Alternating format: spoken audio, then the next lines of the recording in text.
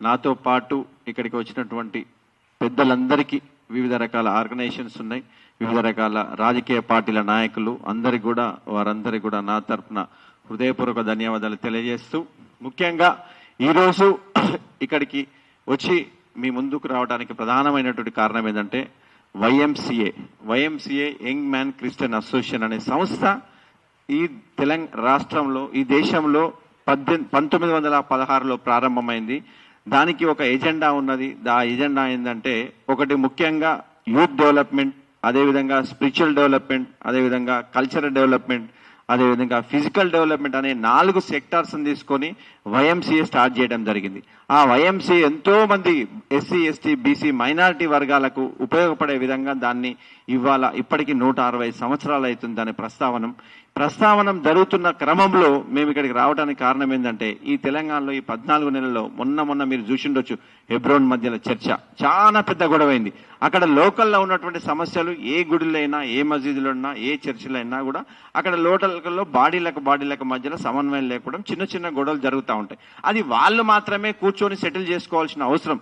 కానీ బయట నుంచి వచ్చిన వ్యక్తులు అందులోకి జోర్రి వాళ్ళకున్నటువంటి వ్యక్తిగత స్వార్థం కోసం, వాళ్ళకున్నటువంటి వ్యక్తిగత అవసరాల కోసం ఆ చిన్న చిన్న సమస్యలను పెద్దగా చేసి కమ్యూనిటీనే ఒక విధంగా చెడు పేరు తెచ్చుకునే విధంగా తయారు చేస్తున్నారు.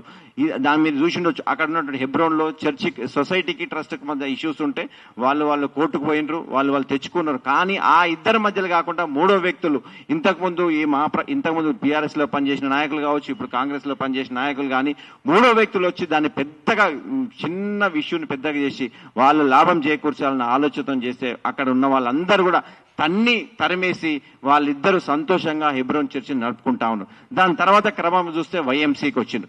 వైఎంసీలో అక్కడ ఉన్న డెవలప్మెంట్ కోసం వాళ్ళు ఏం చేయాలనో దానికి ఒక బాడీ ఉంటుంది, దానికి ఒక ప్రెసిడెంట్ ఉంటాడు, దానికి ఒక జనరల్ సెక్రటరీ ఉంటాడు, దానికి ఒక సెక్రటరీ ఉంటారు, దానికి మెంబర్స్ ఉంటారు. దాంట్లో కూర్చొని వాళ్ళు ఏదైనా నిర్ణయం తీసుకునే అధికారం ఆ వైఎంసీఏ బాడీకి ఉన్నది. దాంట్లో ఉన్న డెవలప్మెంట్ కావచ్చు, దాంట్లో ఉన్నటువంటి శాలరీస్ కాదు, ఏవైనా కూడా ఒక కంపెనీ ఉందనుకో, ఆ కంపెనీకి ఉన్నటువంటి వ్యవహారాలు వాళ్ళు మాత్రమే చూసుకునే అవకాశం ఉంటుంది. అది జరుగుతున్న క్రమంలో అక్కడ నిన్న ఒక కార్యక్రమం అక్కడ డెవలప్మెంట్ చేయాలనే ఆలోచనతో కొన్ని పురాతనమైనటువంటి రేకుల షెడ్లను కూలగొట్టడం జరిగింది. రేకుల షెడ్ కూలగొట్టినప్పుడు నేను ఎన్నో సంవత్సరాల నుంచి ఇక్కడ కొన్నా కాబట్టి ఆయన ఒకటి పోయి కోర్టు నుంచి ఒక ఇంజక్షన్ ఆర్డర్ తీసుకొచ్చి ఆయన మీద కేసు పెట్టడం జరిగింది. సరే, కేసు తప్పు ఒప్పో జరుగుతుంది, కేసు పోయిండు, ఆయన జైలుకు పోయి వచ్చిండు, దాని ప్రకారం లీగల్ గా ఫైట్ చేస్తాం. కానీ అక్కడ ఒక 20-25 మంది నిన్న వచ్చి వైఎంసీఏను అదుపుపై తీసుకొని వైఎంసీఏకి సంబంధించినటువంటి ఆస్తులను, వైఎంసీఏకి సంబంధించినటువంటి అన్ని కూడా మేమే ఇక్కడ ప్రెసిడెంట్, మా పెత్తనమే చేయాలనే ఆలోచనతోనే అక్కడికి రావడం జరుగుతుంది. కాబట్టి దయచేసి నేను మీ ద్వారా తెలియజేసిందంటే, పోలీసు శాఖ వారికి కానీ ఇక్కడ నుండి ప్రభుత్వానికి కానీ తెలియజేసిందంటే, ఈ క్రైస్తవ సంస్థలు సమాజం కోసం సేవ చేస్తున్నటువంటి అది ఏ ఒక్కరియో వ్యక్తికి సంబంధించిన వ్యక్తి కాదు, ఇప్పుడున్నటువంటి ప్రెసిడెంట్ జయకర్ డానియల్ది కాదు. మేము కూడా ఇక్కడ రావడానికి కారణం ఏంటంటే, ఆ జయకర్ డానియల్ మాకు వ్యక్తిగతంగా పరిచయం కాదు, మాకు చుట్టం కాదు, ఆయన మనుషులం కాదు. అక్కడ ఆయన వచ్చిన తర్వాత ఇంతకు ముందు మూత్రం పోయటానికి కూడా ఇబ్బంది పడేటువంటి పరిస్థితి, అక్కడ నిలబడటానికి కూడా ఎంతో ఇబ్బంది పడతా ఉండే, అట్లాంటి దాన్ని ఇలా ఒక అద్దం తిరిగా తయారు చేసిండు. ఇలా బాస్కెట్ బాల్ కోర్టులు కావచ్చు, 1200 రూపాయలకు ఒక రూమ్స్ ఉన్నాయి, నాన్ ఏసీ రూమ్స్ 1200 రూపాయలకు. సిటీ సెంటర్ లో 1800 రూపాయలకి ఏసీ రూమ్స్ ఇస్తున్నారు. ఇలా 5000 స్క్వేర్ ఫీట్ పెద్ద హాళ్ళు, పెళ్లి చేసుకోవడానికి కానీ, మీటింగ్స్ పెట్టుకోవడానికి కానీ, అక్కడ ఉన్నటువంటి స్పోర్ట్స్ కానీ, డివోషనల్ గా ఎంతో మంది 67 నుంచి 70 మంది పాస్టర్లకు నామినల్ ఛార్జెస్ 200 నుంచి 300 రూపాయలు. ఇలా టిఫిన్ చేస్తే 100 రూపాయలు అవుతుంది, భోజనం చేస్తే 200 రూపాయలు అవుతుంది. హాల్ ఒక రోజు గంట సేపు 2 గంటలు హాల్ వాడుకుంటే 200 రూపాయలు 300 రూపాయలు ఛార్జ్ చేసి వాళ్లకు సపోర్ట్ చేసే విధంగా అలాంటి ఏదైతే పాస్టర్లు కానీ, ఏదైతే కమ్యూనిటీ లీడర్స్ సపోర్ట్ చేయాలో ఆలోచనతో వైఎంసీఏ ఉంది. వైఎంసీఏ ఇది నాన్ ప్రాఫిట్ ఆర్గనైజేషన్. దాన్ని ఇవాళ అక్కడ నుండి బిల్డింగ్లను చూసి, అక్కడ నుండి ఆదాయాన్ని చూసి మేము రావాలి, మేము ఇబ్బంది పెట్టాలి, వాళ్ళని నాశనం చేయాలని ఆలోచన చేయడం మాత్రం ఎవరికి కూడా తప్పు కాదు. మాకు నిన్న పొద్దున మొన్నటి రోజు జరిగింది, పోలీస్ శాఖ వారికి పోయినప్పుడు వారికి తప్పుడు ఇన్ఫర్మేషన్ తోని మా వాళ్ళని ఇబ్బంది పెట్టారు.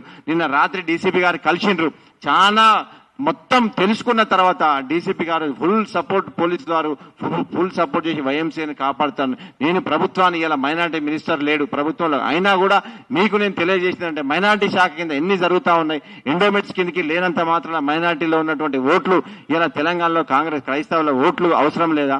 ఇలా ఇంకొక విషయం ఏంటంటే, ఇలా ఒక్కసారి మీరు గుర్తు చేసుకోవాలి, ఇలా మన కులగణన జరిగింది. కులగణనలో క్రైస్తవుల కాలమే తీసేసిండ్రు. అసలు తెలంగాణలో క్రైస్తవులు బతికున్నారా సచ్చున్నారా తెలియదు.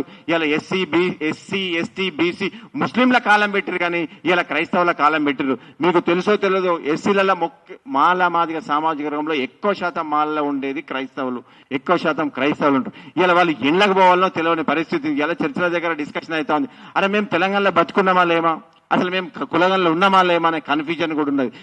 మీకు మీ ద్వారా మేము తెలియజేసినంటే ఈ ప్రభుత్వం క్రైస్తవులు కూడా ఈ సమాజంలో భారత రాజ్యాంగంలో ఒక భాగస్వాములే. ఈ దేశం బాగుపడటానికి క్రైస్తవులు ఎంతో మంది సహాయం చేసిండ్రు.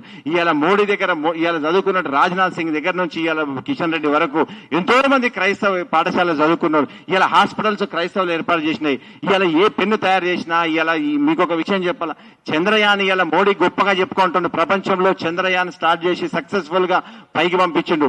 అది ఇచ్చిన స్థలం చర్చి.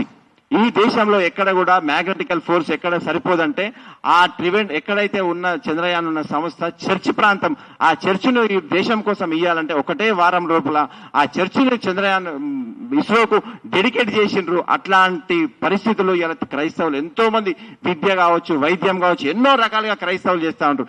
ఇలా